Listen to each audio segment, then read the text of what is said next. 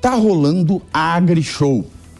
A AgriShow, que é o maior evento de agronegócio da América Latina, né? E, pela primeira vez, não vai ter um representante do governo federal. Pois é, o ministro da Agricultura e do Abastecimento, Carlos Fávaro, ele foi desconvidado para a abertura da feira. Desconvidado, logo depois de ter sido avisado que o ex-presidente Jair Bolsonaro estará presente. Fala do próprio ministro da Agricultura, Carlos Fávaro. Abro aspas. Foi pedido se não seria melhor eu ir no dia 2. Eu entendi o recado. Compreendo. Em outra oportunidade, eu visito o AgriShow com muito carinho. Tudo em seu tempo. E o AgriShow, esse desconvite, tudo isso acontece em meio às invasões realizadas pelo movimento dos trabalhadores. Trabalhadores é cortesia da casa, né? Rurais sem terra, desde o início do ano e com mais intensidade nesse chamado Abril Vermelho. Que vergonha. Nas primeiras ações, enquanto o governo negociava com o MST, eles reivindicavam nomeação de simpatizantes em grandes cargos do INCRA, mais ainda verbas para assentamentos e todas as exigências, meus queridos, foram atendidas. Tanto que foram mudadas as 20 chefias do INCRA, nas 27 unidades da federação, né? Porque são 26 estados mais o Distrito Federal. O ministro Fávaro, só para a gente começar esse debate, senhores, ele condenou as invasões. E o ministro Fávaro, ministro do governo Lula, ele acompanha aqui o nosso entendimento de que os crimes cometidos na investigação, nas invasões do MST, são tão graves quanto os crimes do 8 de janeiro. Ele disse que eram tão graves quanto os crimes do 8 de janeiro. Invasão de terra, disse ele, não pode ser concebível e é tão grave invadir o Congresso Nacional. Invasão de terra tem de ser repelida no rigor da lei. Primeira pergunta, professor Marcelo Suano. O ministro Carlos Fávaro, ele é o ministro da Agricultura, e nós temos também nesse governo o ministro do Desenvolvimento Agrário. Eu lhe pergunto, em primeiro lugar, para quê? Em segundo lugar, enquanto o ministro da Agricultura condena o MST, o ministro do Desenvolvimento Agrário, que é o Paulo Teixeira, se eu não me engano, ele é aquele que queria mediar, porque ele acha que não tem crime no MST. Aí eu lhe pergunto, Carlos Fávaro, ele vai rodar desse governo porque ele genuinamente condena o MST ou ele está servindo de álibi para quê? Se eventualmente o MST for condenado, se algo for encontrado na CPI do MST, Lula poderá dizer, veja, meu governo sempre condenou. Boa tarde. Começo eu? Por favor. Boa tarde, Pavinato. Boa tarde, Zé Américo. Boa tarde, Diego. Boa tarde, Alexandre. Essa produção fantástica, esse público maravilhoso que nos acompanha. A tua pergunta, ela foi muito objetiva e eu vou tentar falar objetivamente. A primeira coisa, por que esses dois ministérios? Isso é bem evidente para nós. Pagar dívida de campanha. O que é pagar dívida de campanha? Você faz uma coligação para derrotar um candidato e você junta desde Curupira a Boitatá, passa pela extrema esquerda, extrema direita, qualquer coisa que possa dizer. Reuniu tudo numa frente que tinha apenas um objetivo: derrubar um presidente da República que estava buscando a sua reeleição e teve a metade dos votos, porque ele tinha um apoio popular gigantesco. Por isso precisa ter muito ministério. Ora, quando você não tem condição de pagar porque tem dinheiro no bolso, você cria espaço para ser ocupado, que vai dar recursos, vai dar poder, vai dar capacidade de articulação e posicionamento. E aí você vai pagando. Esse é o primeiro ponto. Mas também tem um segundo elemento da criação desse outro ministério para tratar de coisas similares ou parecidas.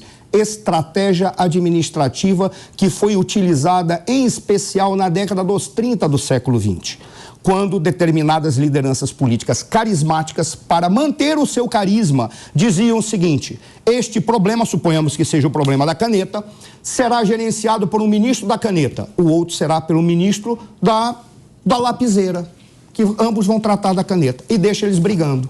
A palavra final era sempre dele, porque assim ele aparecia como sábio universal. Ele usava a briga interna dos seus ministros para que ele se apresentasse como o único iluminado capaz de apresentar uma solução para a sociedade. Este é o ponto. Agora, é óbvio que dentro do que está ocorrendo, ele pode ter escolhido uma estratégia que agora ele não vai ter mais como escapar. Ele vai ter que suportar o Fávaro por um determinado tempo. Por qual razão? Ao longo da sua campanha, o agronegócio foi ofendido. Foi chamado de fascista, foi chamado de responsável por desgraças no país, esquecendo que o agronegócio brasileiro é o que há de mais importante hoje no país, independentemente de todos os outros segmentos que precisam se alavancar e têm a sua essencialidade para a economia brasileira. Mas é o que há de mais importante. É responsável por alimentar 1,5 bilhão de pessoas no mundo neste momento. Se não está alimentando é por questão de distribuição e políticas públicas adequadas. Isso é outro problema, mas é o que garante a nossa economia. Mas foi ofendido de todas as formas. Pegou um cara do agronegócio que, de certa forma, ele poderia ser uma ponte. Por isso ele não tem como se desfazer, porque se ele se desfizer do Fávaro neste momento, ele simplesmente vai arranjar uma briga com o agronegócio, que já deu a dica, falou, independentemente do senhor ter sido eleito, tentando mudar o seu discurso, nós temos um modelo que nos tratou com dignidade e pensou inclusive a reforma agrária, se contrapondo àqueles indivíduos que estão invadindo terras que, como o próprio ministro seu falou, isso é crime, e é um crime tão grande quanto aqueles vândalos, eu acho que é pior até. Claro que não. Por que não? Por que não, José Claro que não. Por que não? Ó, eu vou começar dizendo para você, ele talvez não saiba disso. Mas posso só encerrar? Pode. Tá, é o que ele fez. Ele pegou e disse, é que é um crime tão grande. Esse ministro, ele apresentou isso apenas para passar a mão na cabeça. Mas eu acredito que ele está tentando, de alguma forma, ser um contraponto, apenas para trazer para o Lula uma forma de ele continuar mantendo a ideia de que ele fala com o agronegócio porque ele tem uma ponte, mas a sua ideia é outro lugar. Eu acho que ele tem um raciocínio muito funcional. Né? Acho que devia... Explique funcional. Funcional. Que funciona para mim. Funcional é esquemático, certo? Por quê? Esquemático e ideológico. Por que ideológico? Vamos lá, vamos lá. Por quê? Primeiro é o seguinte, o MST é um movimento social, certo? O PCC também é. Não é. O PCC é criminalidade. Assim como... Assim como as pessoas... Não. Peraí, calma. O PCC é criminalidade, que, aliás, hoje comanda uma parte da nossa cidade. Certo? Comanda uma parte da nossa cidade. Então, mas não é um movimento social. O MST é um movimento social. Conjunto de padres que mantém uma creche. Não. Descobre-se que esses padres praticam o estupro de vulnerável. Sim. A creche continua sendo um movimento social, mas os seus integrantes praticam crimes. Perfeito, mas isso Até porque movimentos não praticam crimes. Existe lei. Você é advogado, você sabe, existe lei. Então, se alguém cometer alguma infração desse tipo, tem que ir preso. Como foram os dois pastores que estavam tendo uma relação entre eles, um garoto viu e eles mataram o garoto. Certo. Agora foram condenados. Lá em Salvador. Você não vai criminalizar a igreja evangélica por causa desses dois pastores. Exato. Agiu. Bom, com relação ao MST, o MST é um movimento de natureza social. Certo. Eu falo com o raciocínio dele é esquemático pelo seguinte, você tem um ministro que cuida do agronegócio. E você tem uma parte do agronegócio que, inclusive, apoiou o presidente Lula. É um agronegócio, digamos assim, não ideologizado, né? Certo. Não ideologizado. Aqueles caras, você viu que como é que chama, no norte de Mato Grosso, você tinha várias pessoas do agronegócio que financiaram atos, financiaram blogueiros, defendendo, inclusive, ideias fascistas, que depois, aproveitando que nós dois somos descendentes italianos, nós vamos falar do fascismo. Então, vamos lá. Não fique fazendo clube de bolinha. Não vamos fazer clube de... Pera, vamos lá. Primeiro, o senhor me interrompeu quando eu estava falando, disse que eu sou ideológico, o senhor não é ideológico, chamando este ambiente, este grupo, que é um grupo que invade terra, supondo uma ideologia. Isso que você está falando. Pelo amor de Deus. Não, peraí. Estou falando o seguinte, movimento social. E o senhor não é ideológico. Movimento social tem direito de ser representado, o movimento social tem que dialogar com ele. Eu quero o CNPJ desse representante do movimento social. E tem que usar a lei quando eles agem contra a lei. Esse é o ponto. Você conhece a Constituição brasileira sobre reforma agrária? E quando que a lei está sendo desrespeitada pelos outros? Veja bem, qualquer propriedade que tiver inútil, que não estiver sendo utilizada, ela está sujeita à desapropriação. Por favor, professor Marcelo Suano, vamos dividir. Agora, eu só faço uma pergunta, só faço um pedido. Então diz para ele entrar na justiça e pedir a Deus que eles fazem isso. José, pelo amor de Deus. Eles ocupam terras desse tipo. Isso não pode. E cobram do poder público, porque a justiça é leniente em relação a isso. Não ela pode. Não move. Sabe que não pode? A justiça do interior do Brasil, pera não ver. Pode do interior do Brasil para pedir justiça. Se eles quiserem permanecer, está errado, né? Eles fazem manifestações de caráter político, ocupando certas terras. E eu acho o seguinte: o poder judiciário tem que se manifestar. Se o poder judiciário disser que não pode ficar, não pode ficar. Mas não é assim. Só o ato de entrar. Agora, quando eles fazem, deixa eu te explicar uma coisa. É por causa da leniência do Poder Judiciário. Então mude-se o Poder Judiciário. Não muda o Poder Judiciário. Acelere-se o Poder Judiciário. Acelere. Condição de juridicamente. Altere para que seja eficaz. Peraí. Tem que pressionar. Vamos por ordem. Não pode. Sabe por que não pode? Deixa eu contar uma coisa. Que tomou de assalto. Deixa eu te contar uma coisa. Uma área do Judiciário no Paraná. Deixa eu te contar uma coisa. Zé Américo.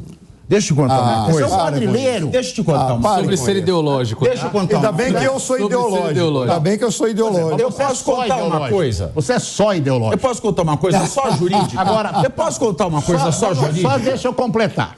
Sobre os ministérios. Então, vou fazer. Tem ideologia do bem e do mal. A minha ideologia do bem. Pronto. É de extrema direita. É muito fácil chamar alguém de extrema sem ter capacidade de apresentar. Para com isso. Ministério. Deixa ele falar dos ministérios. Você tem o ministério que cuida da relação com os agricultores. Certo. Não só com o agronegócio, com os agricultores que produzem comida no Brasil. Os pequenos e médios agricultores, não sei se você sabe, produzem 70% do que a gente come. Não, mentira. 70%, imagina. Viu? 70% do que a gente come. Não, a Embrapa está errada. Qual é a representação do agronegócio na economia brasileira? Da agricultura. É responsável pela maior fatia do nosso PIB. Não. E tem mais um detalhe, isso não vem com essa história dessa agricultura familiar que ela vai colocar comida para todo mundo. A Embrapa está errada. O pobre precisa ter produção escala. A Embrapa está errada. Pera, a Embrapa está errada. 70% está produzindo comida para nós. O agronegócio geralmente é voltado para exportação. Estou questionando isso. Voltado para exportação. Ok. Segundo. Mas do Ministério. Qual é a correspondência? Do Ministério também. Então você tem o Ministério que cuida da agricultura, certo, que cuida da pequena e da grande agricultura, inclusive do agronegócio, que é o Ministério da Agricultura. Você tem um que discute o desenvolvimento agrário, que discute com os pequenos produtores, inclusive com sem terra. Mas a grande parte hoje da base do sem terra são pequenos produtores. Certo. Os assentados. Né? Você tem milhares de assentados no Brasil, hoje, inclusive, produzindo agricultura orgânica. Então, os dois ministérios têm esse objetivo. Desculpa. O Favro não vai ser rifado com isso nenhuma. Mas eu não vou desrespeitar o governo plural, o governo do presidente Lula é um governo plural. Você tem gente que diverge. Na fala, né? Tem gente que diverge. É um plural, é um governo plural que amaldiçoa as pessoas, que ofende as pessoas, que faz o que faz e não permite. Plural que chama o agronegócio de fascista. Alguns membros do agronegócio, claro que são fascistas. É só ouvir eles falando. Existe o fascismo vermelho também, é só o senhor procurar. Vai na Venezuela, vai ver os caras que defendem a Venezuela e defendem o que é feito, pelo amor de Deus. Econômica. O fascismo tem uma base econômica. Essa coisa de concentrar renda, essa coisa de explorar excessivamente os trabalhadores, do trabalho escravo. Ó, lá na Serra Gaúcha, Pavinato, Associação Comercial, você conhece? Associação Comercial, que representa o pessoal da Serra Gaúcha, estava passando a mão na cabeça. Tem uma cartilha dos escravocratas. Mas tudo bem. Tem uma cartilha. Essa é a característica. O Pedro Simão falou a mesma coisa domingo. O que ele falou? É a mesma coisa, igualzinho. Pois é. Mas você agora, é a favor agora é o seguinte. Agora é o seguinte. Não sou a favor de crime nenhum. Crime nenhum. Se o judiciário é leniente ou demora, isso para reforma é uma pena para o Brasil. Porque, por exemplo, e que depende de tem Estado gente também. Que deve para mim. A leniência demora depende Tem gente que deve para mim. Ó, deixa eu falar uma coisa. Pode depender do Estado. Tem gente que deve para mim. Eu não posso pegar um revólver, chegar na pessoa e falar, me paga porque o judiciário está demorando. Isso é crime. Crime 1, exercício arbitrário das próprias razões. Está no Código Penal. Ou o Código Penal não vale. 2, só de você invadir, mesmo que você não fique, você cometeu esbulho possessório. Se você derrubou uma cerca, você cometeu dano. Não. Se estava em mais de 3 pessoas, tem associação criminosa. Se você pede algo em troca, você está fazendo extorsão. Se você danifica a pastagem, você tem crime ambiental. Se você leva a criança, tem corrupção de menores. Se você chama as pessoas para essa ação, tem incitação ao crime. Se você leva pessoas, porque a propriedade pode ser protegida pelo proprietário com arma, tem periclitação da vida. Se você ainda leva uma arma, tem porte ilegal de arma e tem posse ilegal de arma. Sim. Portanto, ou essas leis estão revogadas, e inclusive as pessoas do 8 de janeiro têm que ser postas na rua, declaradas inocentes, ou o Código Penal não vale. Você é a favor? Ou vale ou não vale.